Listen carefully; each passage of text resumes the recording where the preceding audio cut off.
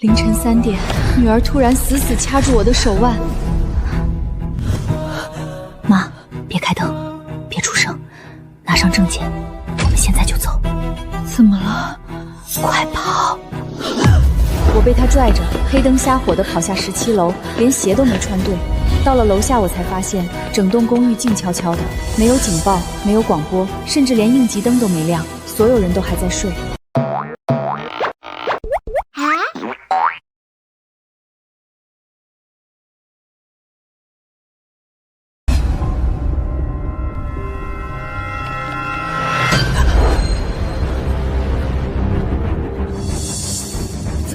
怎么了？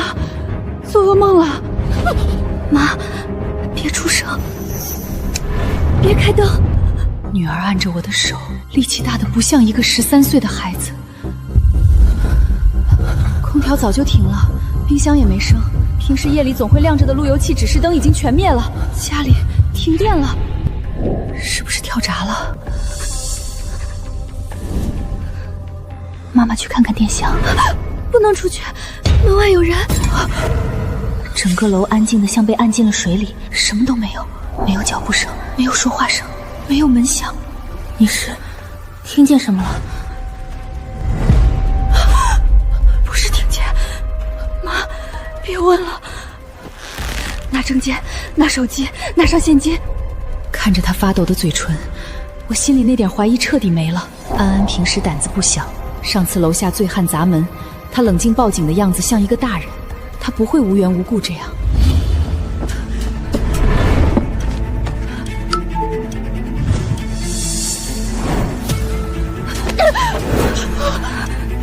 来不及了，现在就走，走楼梯。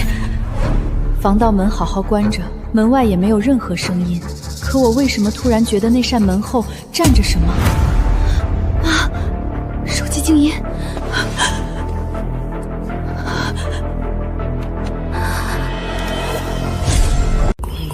怎么了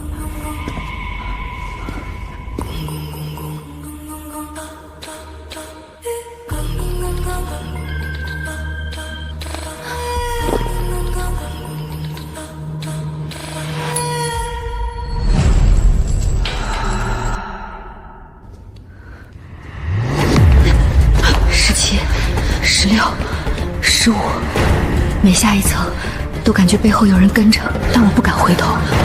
安安走得很快，他没有数台阶，却像知道每个转角在哪里。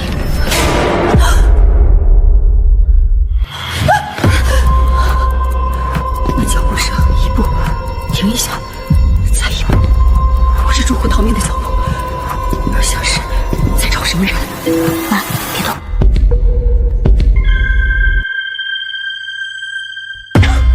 17楼那户门开了。17楼，那是我们家。下去了，没看见，别开手电，有人醒了就麻烦了。这不是停电事故，有人在楼里，有人知道我们住17楼。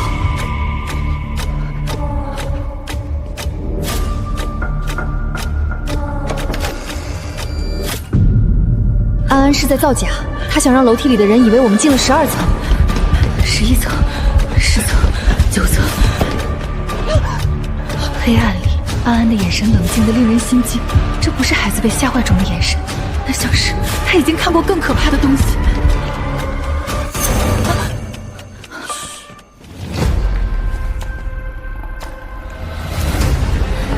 我想问他为什么，话到嘴边又咽了回去，现在还不能出声。快走！耍老子！楼上没人，往下追！门上缠着一圈胶带。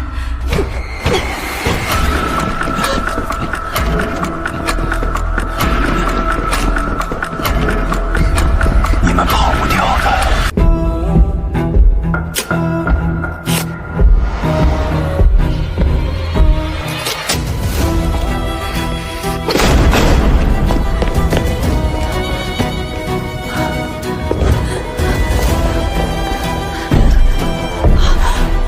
大堂的门锁住了。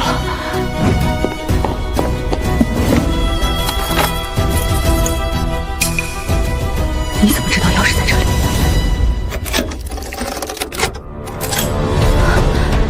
第一次没开，楼梯间里的脚步声很近。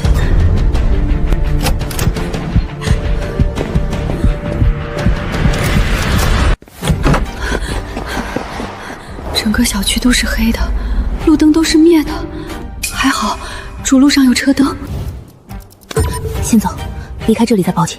为什么？他们看得见楼门。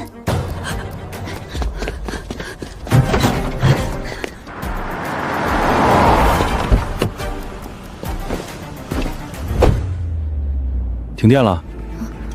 家里有人喝多了闹事，我们出来避一避。哦。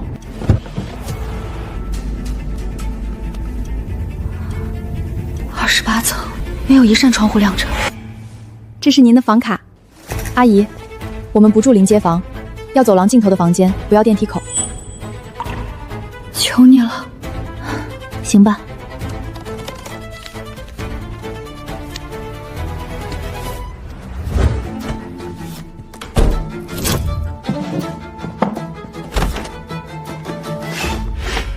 安安，你告诉妈妈，到底发生了什么？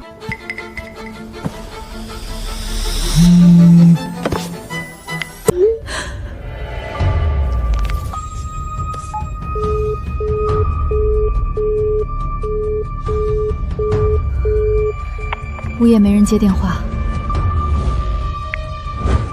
我要报警。凌晨起整栋楼停电。您是否在楼内？我们已经离开了，但楼里还有很多住户，请立刻派人。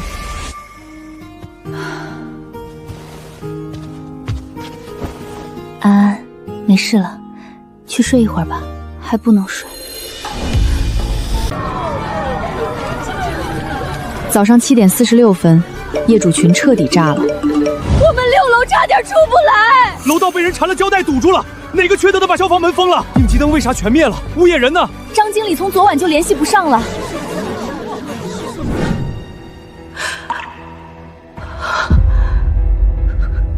不是意外，至少不全是意外。妈妈，你看这个，这是物业发的，我怎么没有印象？请17楼医护配合，物业将入户检查，他们就是冲着我们来的。8点半，民警来了酒店。小姑娘，叔叔问你几个问题，你为什么要叫妈妈离开房间？我害怕。怕什么？安安，你怎么知道钥匙放在那里？以前见过。安安，你见过这个人吗？没见过。他敲门了吗？监控3点整断了，后面没拍到。安安，整栋楼这么多人，为什么只有我们提前跑了？孩子，你是不是知道什么？妈，我不是知道要跑，我是已经在那栋楼里死过一次了。安安，你刚才说什么？我说我死过一次。安安，现在不能乱说。我没有乱说，上一次我没有叫醒你，我醒来的时候屋里已经全是烟，门外有人敲门，他说是物业，让我们开门检查线路。你记得那个人说了什么吗？他说楼下配电房着火了，电梯停了，让我们从楼梯走。你开门了吗？没有，我刚要去开门，我妈拦住了我。我妈说物业不会半夜3点不上报就挨家挨户敲门。这确实像是我会说的话。然后呢？然后那个人在门外笑了一声，他说姜老师，你不出来也行，烟会帮你出来。姜老师，已经很久没有听人这么叫我了，邻居大多只知道我姓姜。姜女士，你以前做过老师，做过5年语文辅导。离职多久了？3年。有没有和人结怨3年前，我离职前最后1个月，机构有个学生家长闹得很大，孩子在一次封闭集训后出事，家长怀疑机构隐瞒了什么。孩子被送去医院的时间我有印象，送医时间被篡改了。我当时不是班主任，却在整理资料时看见过一份改过时间的签到表，我把复印件交给了家长。后来机构赔了钱，老板也换了人。我以为事情已经过去，就是那年，就是3年前。什么？上一次那个人在门外提到了那年，他说你多管闲事，害死了不该死的人。后来呢？后来烟越来越大，我们用湿毛巾捂住口鼻，想从卧室窗户喊人，可是手机没有信号，楼下很黑，对面的窗户也不开灯，整栋楼像没人一样。这和昨夜太像了，不是梦里拼出来的片段，细节太具体，不像是巧合。然后你把证件袋塞给我，让我躲进卫生间。你说你要去拖住他们。门被砸开的时候，外面没有火，进来的有3个人，一个穿黑外套，一个戴灰色鸭舌帽，还有一个咳嗽很重。他们进屋做了什么？他们在找一样东西。找什么？不知道。他们翻了书房，翻了衣柜，还把床垫掀开。妈妈问他们是谁，他们打了妈妈一巴掌。我在卫生间听见你喊我别出来，然后有个人说孩子也在，他们踹门，我顶不住。别说了，必须说，这次我们活下来了，他们还会来，他们没有找到东西。你们家有什么东西值得他们这样做？没有，我们家很普通，只有我这些年攒下的资料。妈，外婆留下的铁盒呢？在衣柜最下面。上一次他们也翻了那里，但他们没打开，因为钥匙不在家里。那只铁盒现在还在公寓里。姜老师跑得挺快呀。姜老师，怎么不说话？你是谁？别装了，你把盒子带走了吧？什么盒子？你妈留给你的那只铁盒，别跟我说你不知道。你连钥匙放在哪家银行都记得，怎么会不知道盒子里有什么？这件事我从来没和任何人提过，连安安也是刚才才说起。姜老师，你还是老样，表面温温和和，心里比谁都硬。当年那张复印件你敢送出去，现在这只盒子你也敢藏？你到底想要什么？盒子里面的东西，今晚6点前带到老城区南桥下面，只许你一个人来。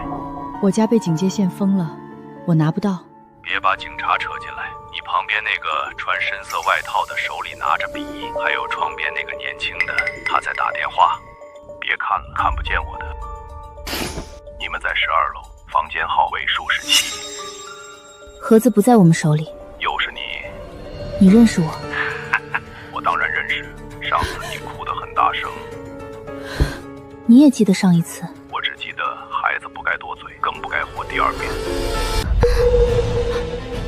他怎么会知道安安活了第2遍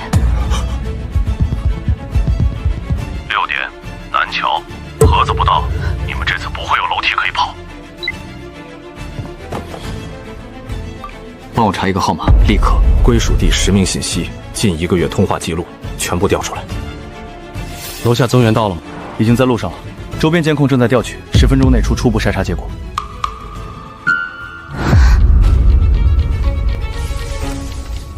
那里多了一张白纸。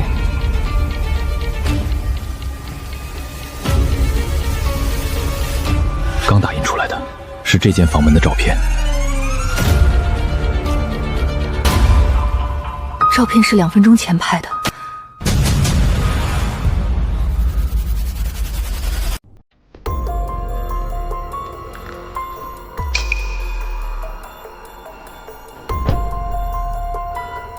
酒店走廊监控，3点42到4点17之间坏过。对面商铺的摄像头也黑了。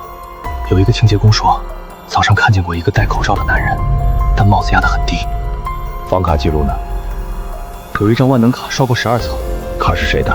作案值班经理说卡一直在前台抽屉里，现在不见了。安安，叔叔还要问你一些事。他受了很大的刺激。我知道。可现在对方不只知道你们的住处，还知道酒店房间，他背后可能不止一个人，他记得的每个细节都可能救命。上一次你最后看到的是什么？卫生间门被踹开了，那个咳嗽的人先冲进来，他身上有很重的烟味，还有一种甜腻的香，像是坏掉的橘子糖。他有没有明显特征？有，右手少一截小指。我在床上醒来，闹钟没有响，屋里很黑，你的手就在我旁边，我什么都来不及想。只能先把你叫醒。你为什么知道1楼保安台有钥匙？上一次我听见他们进屋后说的。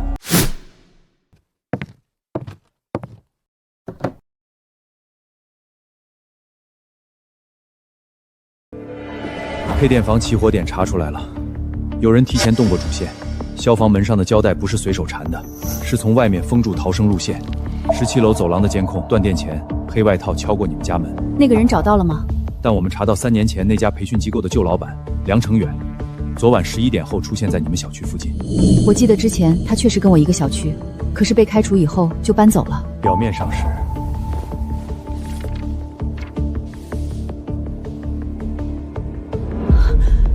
梁成远，姜老师，别把事情做绝。田队，17楼现场搜过了，江女士家的衣柜底层被撬开了，铁盒不见了。谁进过现场？消防先进，随后技侦，派出所封控，物业只在楼下配合登记。江女士家门锁被破坏，屋里被翻得很乱，衣柜底层有撬痕，像是火势起来之前就动过。也就是说，他们先拿了盒子，再放火。铁盒压在最里面，被2床棉被挡着，一个外人不可能一眼找到，除非他早就知道盒子在那里。不是先拿盒子。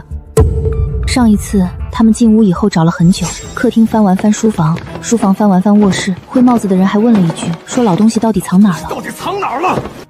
最后是黑外套踹开衣柜门板，才发现底下有夹层。他们知道盒子在衣柜下面，可他们不知道钥匙不在家里，所以这一次他们应该也先找钥匙。那盒子为什么会不见？因为有人趁乱进去过，不是那3个追我们的人。你怎么知道？衣柜门开得太规矩了，上一次他们翻东西都是砸，这次像是有人知道自己时间很短，只拿目标。如果盒子已经被他们拿到手了，那个打电话的人为什么要问我盒子带走了没？除非拿走盒子和打电话的不是同一批人。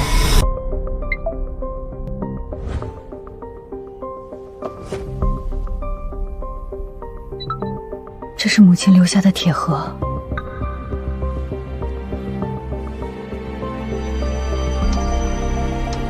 这是梁成远办公室的桌子。你确定？3年前我见过，他喜欢在桌角摁烟头，秘书换过几次桌布都盖不住。看来他没有搬走。查，梁成远名下和直系亲属名下所有房产，就培训高现在的租赁关系。再查这张桌子近期有没有出现在任何公共监控画面上。好。钥匙在银行，我妈去世后，我把她留下的旧钥匙串放进了保险箱。我一直没打开过那个铁盒，真不知道里面放着什么。谁知道你把钥匙放在银行？没人。银行暂时不能去，对方等的就是你动。不去的话，6点怎么办？我们会布控。不能指定南桥。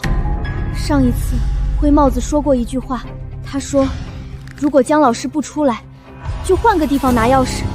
什么地方？学校。田队，刚接到学校电话，有人冒充江女士的亲属去给安安请假。那人戴着灰色鸭舌帽，手里拿着安安的学生证。学生证在安安书包里，昨天夜里没带出来。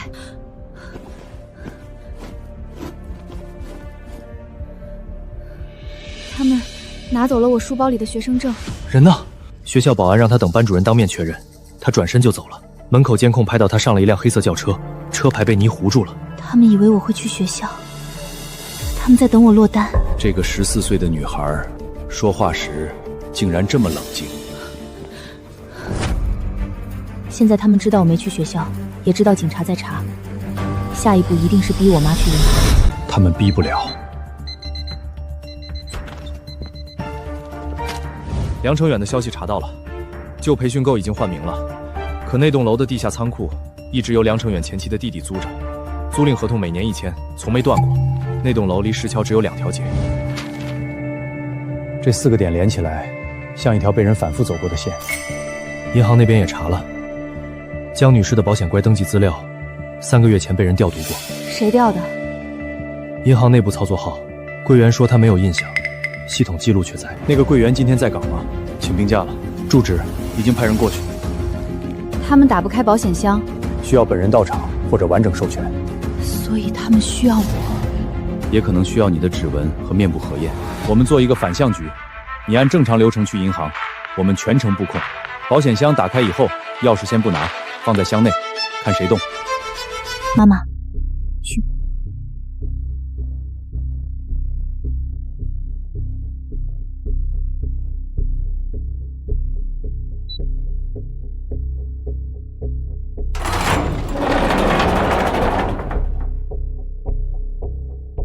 江女士，按计划来。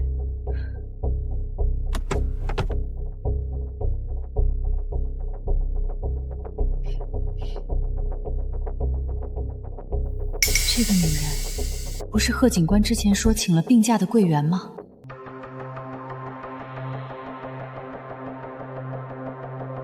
就是他，右手手套小指的位置空了一截。目标出现，侧门，清洁制服，右手黑手套，正在接近保险箱通道。外圈收紧，别惊动。不对，母亲的字迹一笔一画都很稳，可封口处有一道很浅的划痕，像是有人曾经打开过，又重新贴好。先出去。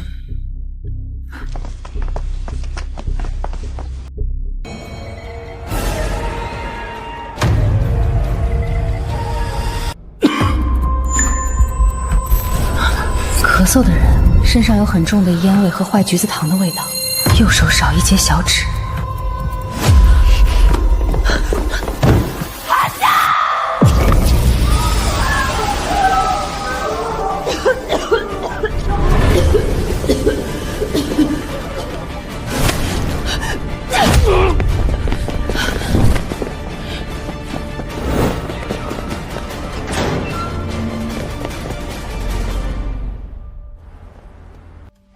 不是他。什么？味道是他，手也是他。可上一次踹门的人比他高，他只是来抢钥匙的。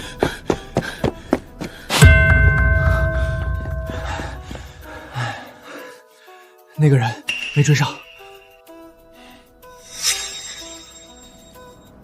手套里没有手指残端，那只空出来的小指是故意做出来的假象。他故意让安安看见缺指的特征，他知道孩子会记住这个。田队，这个信息是安安在酒店房间告诉我们的，外面的人怎么会知道？先别下结论。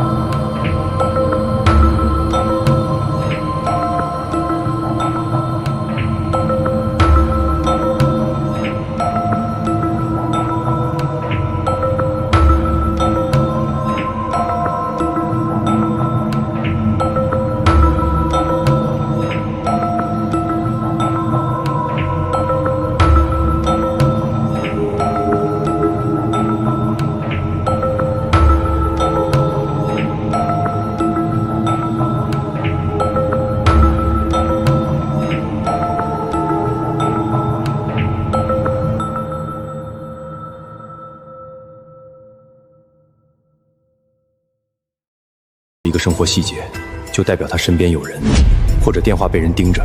而我们的儿子从来不穿红鞋。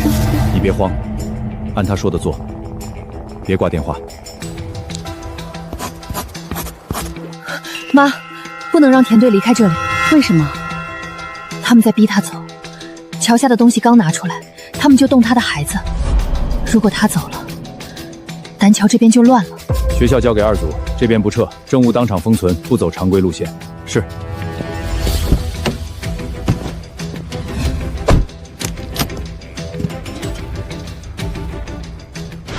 别用你们带来的箱子。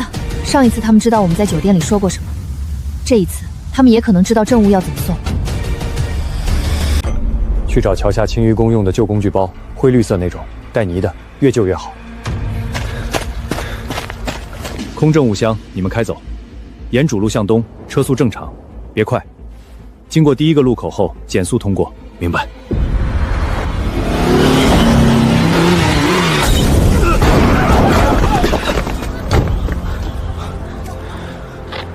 我们被袭击了，空箱子被拿走了。如果真正的东西在那辆车上，现在已经被抢了。安安说对了。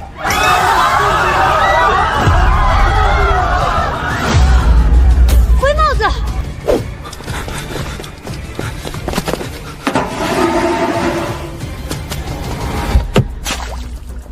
你不能去。他不是来抢东西的，他是来确认东西在哪个人身上。田队，危险！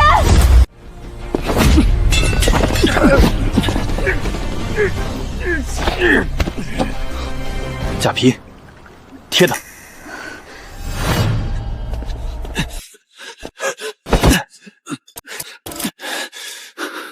跑啊！这么年轻，显然不是昨夜楼梯里的男人，更不是安安上一次看见的人。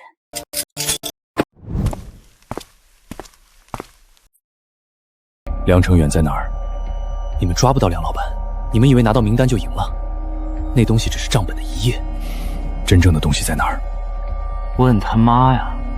他妈最会藏东西了。你什么意思？老太太临死前没告诉你吗？她留下的不止一个盒子。6点以前，你们如果还没找到第2件东西，田队的儿子是第1个，下一个就是他。活过一次的小姑娘，运气不会一直这么好。别听他的，别想那句话。分开走，不要走同一条路线。姜老师，梁老板让我带句话，你妈欠他的，该还了。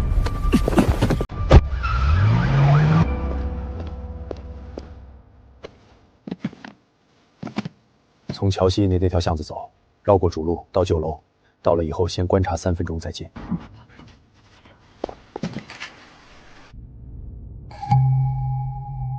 你在看什么？看有没有车一直跟着。如果没有呢？那更麻烦，说明对方不需要就已经知道这辆车要去哪里。把手机放进来。田队，你怀疑我们里面有人？我怀疑所有能传消息的东西。那间酒店房间里没有别人，除了田队、贺警官、安安和我自己，只有2个值班警员在走廊里。如果消息不是有人传出去的，那就是有什么东西一直在听。从酒店里接到陌生电话开始，这部手机可能就已经不再属于我。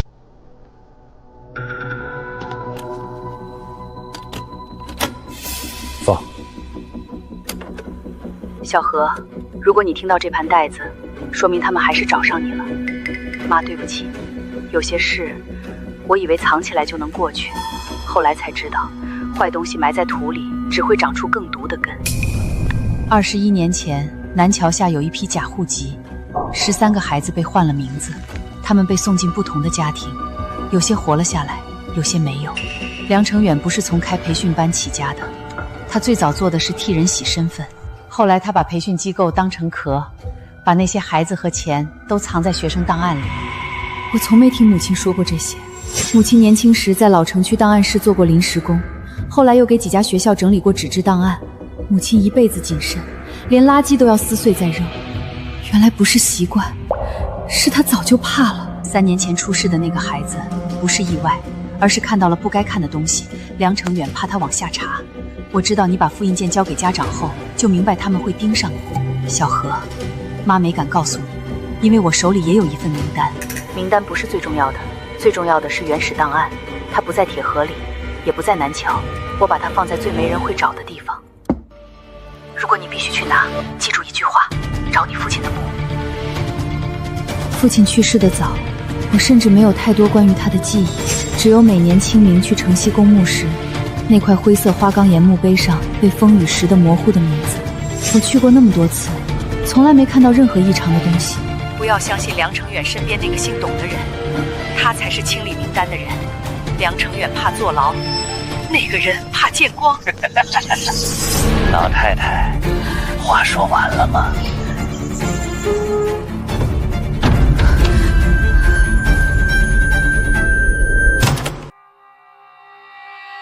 姓董的人是谁？名单上没有董姓。他不在名单上，因为他不是拿钱的人，他是写名单的人。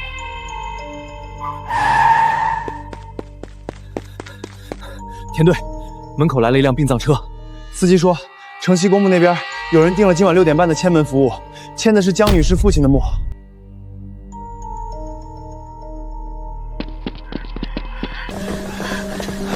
父亲的墓，母亲录音里说的最后地点，对方几乎和他们同一时间知道了。这已经不是抢在前面。警官，我就是接了个单，平台派的。谁下的单？不知道啊，平台单看不到对方信息，给了3倍价钱，要求6点半前到城西公墓西门，说家属姓江，身份证后4位0621。妈妈，那是你的身份证后4位，那4位数字，银行开户留过，物业登记表上填过，酒店入住时电子证照也扫过，每一个地方都可能漏出去。城西旧墓区。你父亲在旧墓区？不在，我爸葬在新墓区3排12号。旧墓区是很多年前的老坟，我妈以前每次扫墓都会先绕到旧墓区。外婆可能去的不是外公墓前，或许旧墓区附近有外婆留下的证据。距离南桥约定的6点还差2分钟。南桥那边有没有动静？没有，观察网反馈桥面正常，没有人出现。梁成远那边没有再打电话，这比打了更让人不安。如果他们知道东西在旧墓区，肯定已经派人过去了。未必，他们如果确定位置，就不会下签分单。他们是在逼江女士自己带路。那我们给他们带一条假路。他们想知道外婆每年去旧墓区哪一块，我妈可以假装想起来，先走一条错的路，你们不要全跟着，让他们以为她身边保护少了。好，江女士走殡葬车进旧墓区，2名女警伴殡葬工作人员随行，贺警官带人提前进入公墓外全布控。安安坐另一辆车，不进公墓，停在公墓外围能看到旧墓区入口的位置，通过远距离镜头观察。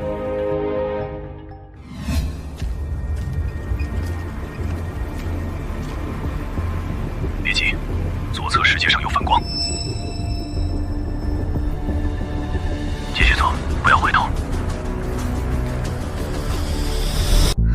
右边，不要只看车，右边第3棵松树后面有人。回帽，旧墓区主路右侧第3棵松树后方，单人。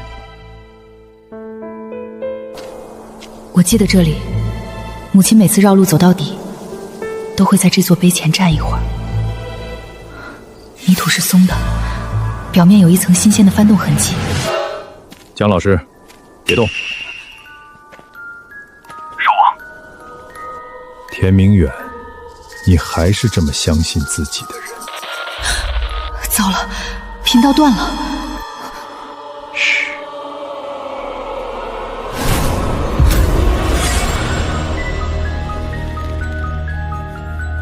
谁进过现场？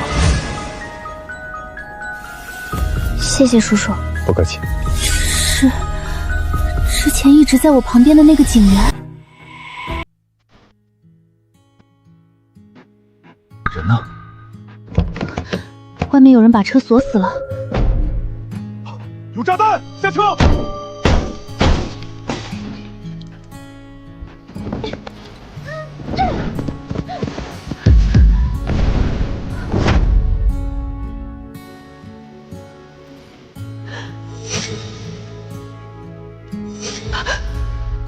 别等田明远了，他的耳朵现在听不见你。你母亲真会藏，每年绕这么一圈，绕了20年，连亲女儿都没看到。你是谁？你可以叫我董先生。梁成远呢？他老了，一个老了的人总以为拿回账本就能睡得安稳，可真正睡不着的人不是他。打开，让孩子听听声音。妈，安安，你在哪儿？别挖，那不是外婆藏的，是他们刚埋进去的。你怎么出来的？董岩，你跑不了了！妈，快跑！他不是来找东西的，他是来确认你知不知道第二座碑。不行，董岩站在我和山坡之间，我只能冲向旧墓区更深处。死腿，快点，再快点啊！妈，向左，左边有2棵歪松，外婆每年绕路的时候是从那里走的。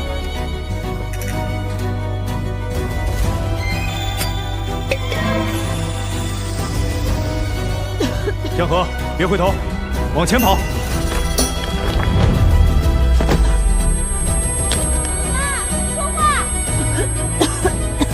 我没事。这是母亲整理档案时常用的记号，我小时候见过。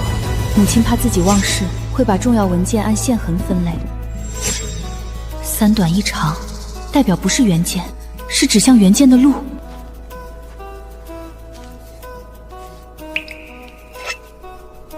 望江照相馆。老城区有个望江照相馆，我小时候外婆带我去拍过证件照。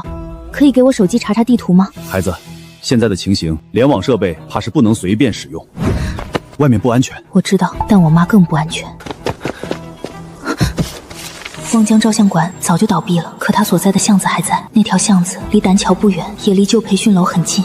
外婆也许不是要他们在墓地找，而是让我们找到外公墓前那条每年都会走的路。无名碑只是第1层，望江照相馆才是第2层。外婆真正藏东西的地方，很可能在老档案馆旧址。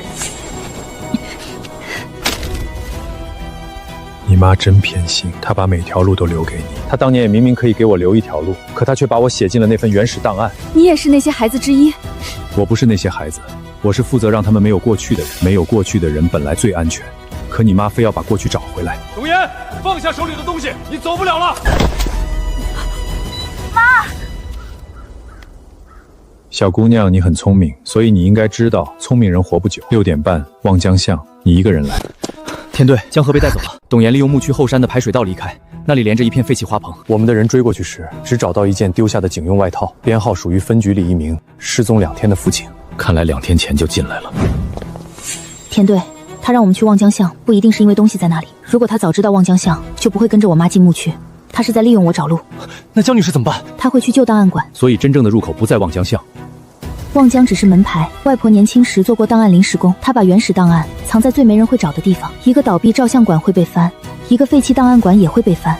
可如果东西藏在2个地方之间呢？这条地下通道，老城区早年的防空通道。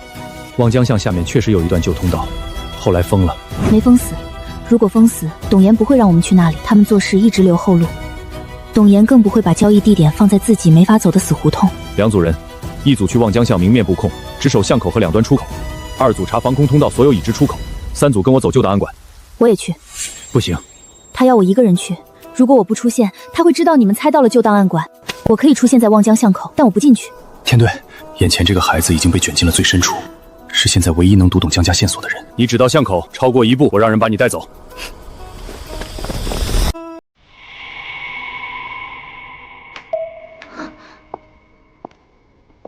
是银行请病假的那个女柜员。你外婆真疼你，连最后的路都留给你了。我妈在哪儿？你妈妈在该在的地方。只要你把路带对，她还能活。董岩呢？看来他也怕董岩。他不是核心，应该是被董岩推出来试路的。进去。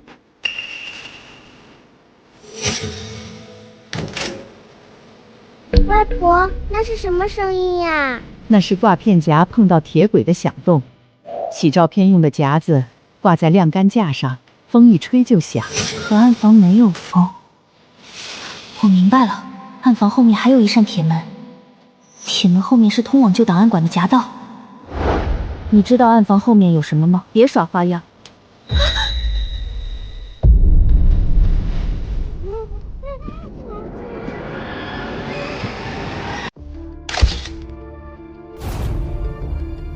3短1长，外婆的记号不是原件，是路。妈妈的意思是真正的东西在别处。过来。让我妈说话。你没有资格谈条件。我不进去，你也找不到路。看来我赌对了。董岩知道望江巷，但不知道真正的门在哪里。他们让我来，就是为了让我把外婆留下的第2层路指出来。安安，别过来！你再碰我妈妈，我就把我知道的忘干净。现在可以说了吗？门在里面。哪一道门？暗房，排水槽后面。我就说有暗门。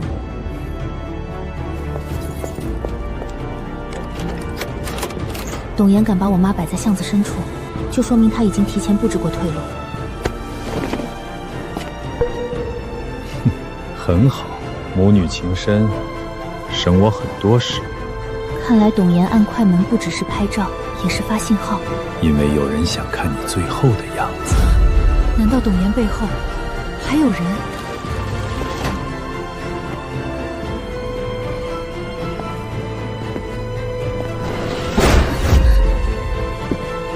现在带路。关掉。董岩不敢让灯亮太久，说明这里也有他不想被别人看清的东西。暗房不能开白光。你倒记得清楚。外婆说过，里面的东西见光就废。走。相框碎了，以前这里墙上挂满照片。废话真多。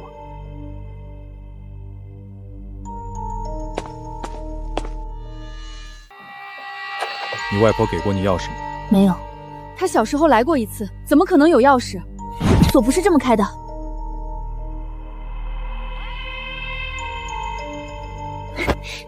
让她来。我记得外婆当年不是在开锁，是在推里面的卡扣。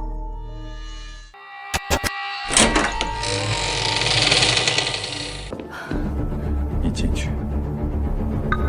如果江河推门，那根线一定会被拉断，所以里面应该不是入口，而是陷阱。不是这扇。你耍我！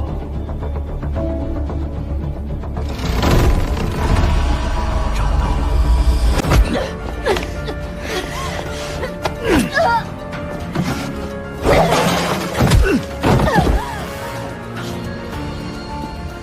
田明月，你的人进得倒快。等等，怎么有一股橘子糖的味道？你怎么在这里？董先生，梁老板让我来看看，你是不是又想一个人拿东西？他自己不敢来，就派一条狗。上一次他说自己少一截小指，原来是故意抛出来的假线索。现在他连假象都懒得维持了。又见面了，真麻烦。死过一次的人，怎么比活人还难缠？闭嘴！董先生怕什么？怕他们知道你身后还有人。里面的人听着，放开人质！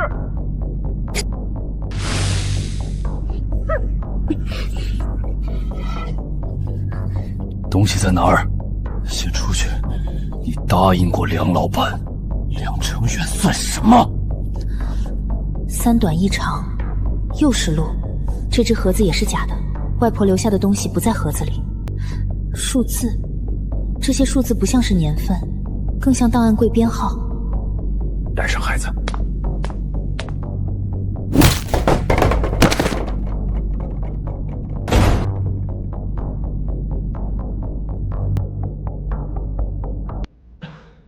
那个男人已经从暗房地面上爬起来了。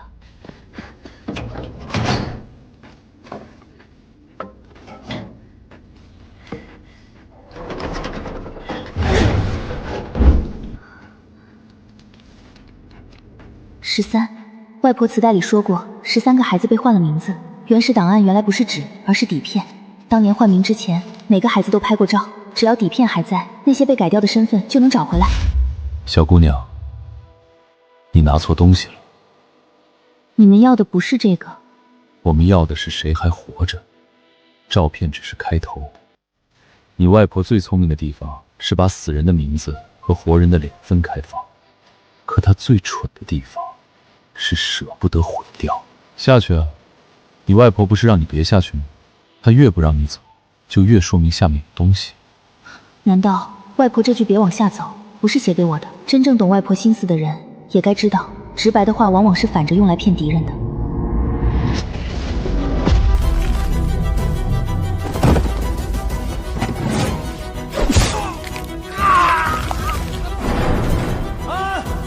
对不起，田警官，我现在还不能出去。董岩还带着我妈妈，如果我现在出去，妈妈就没了筹码。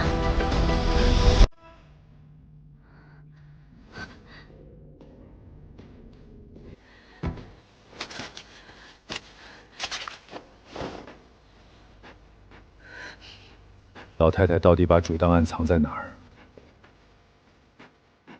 望江照相馆以前监收照片和信件。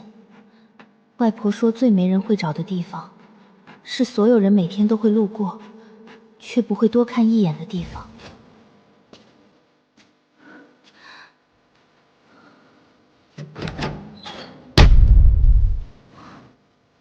外公的名字。放下！你再跑一步，你妈妈就会死在这里。给我！董岩，这么多年了，你还是只会欺负孩子。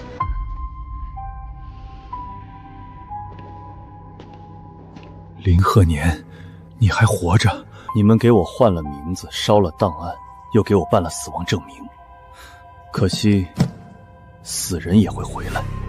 林鹤言，我在底片带上见过这个名字，编号13的背面写着的原名就是林鹤言。你躲了21年，现在出来送死？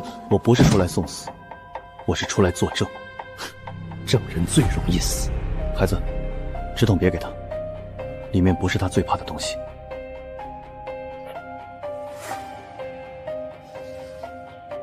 如果纸筒不是最重要的，那外婆为什么写着外公的名字？你外婆怕你们被逼到死路，所以她留了很多层假门。真正的原始档案，在照相馆每天都有人碰，却没人会打开的地方。对啊，照相馆最常被人碰的不是门，不是暗房，是相机。放开他！再进一步，我杀了他！人都齐了，可东西还在我们这边。打开。照相馆的老闪光灯，亮一下，能让人半分钟看不清。你敢！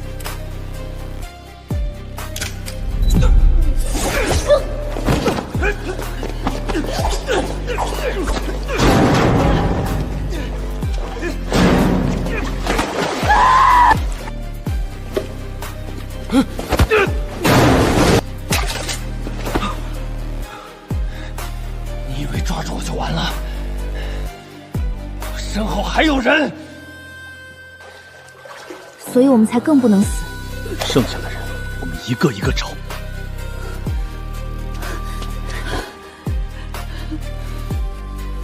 你外婆没有白藏，真正的东西在相机里，影片轴里。你外婆把原始底册卷进了相机暗轴，董岩用了它一路，却从没想到自己一直把最怕的东西挂在胸口。胶卷被田队连夜送去封存了，已经有省厅专案组专人押送离开。我母亲为什么信你？因为她救过我。21年前，我是第13个孩子，我的名字被换掉，年龄被改掉，后来被送去外地。我逃回来时，只有你母亲敢把我藏进档案室。可我胆子小，董岩找上门时我跑了20年。他一直在替我们这些人守着那些底片，我欠他一条命。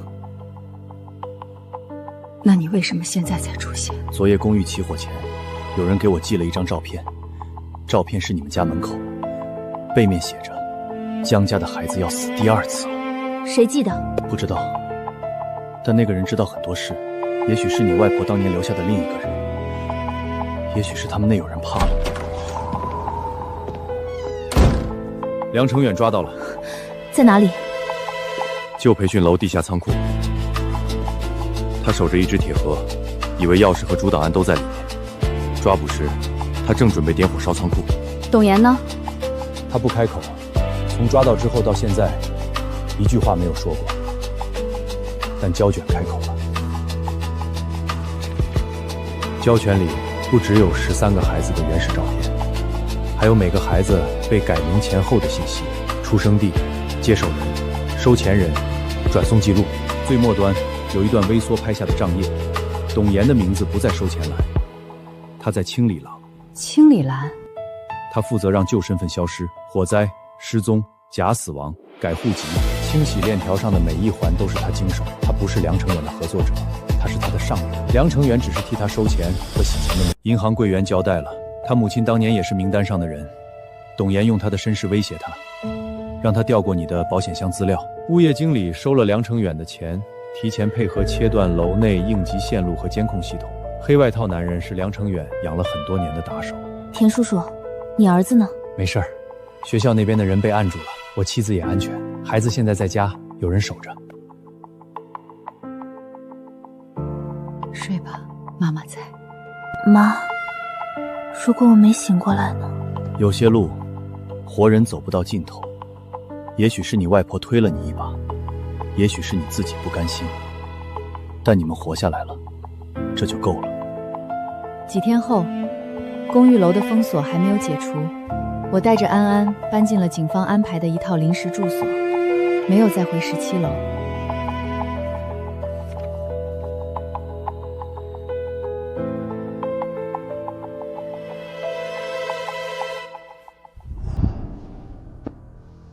安安的伤慢慢好了，只留一条淡粉色的疤。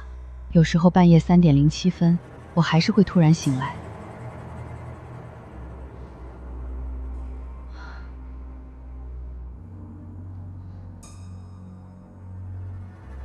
妈，你又没睡？怕你在做噩梦。不会了。为什么？因为这一次，我们没有把门留给他们。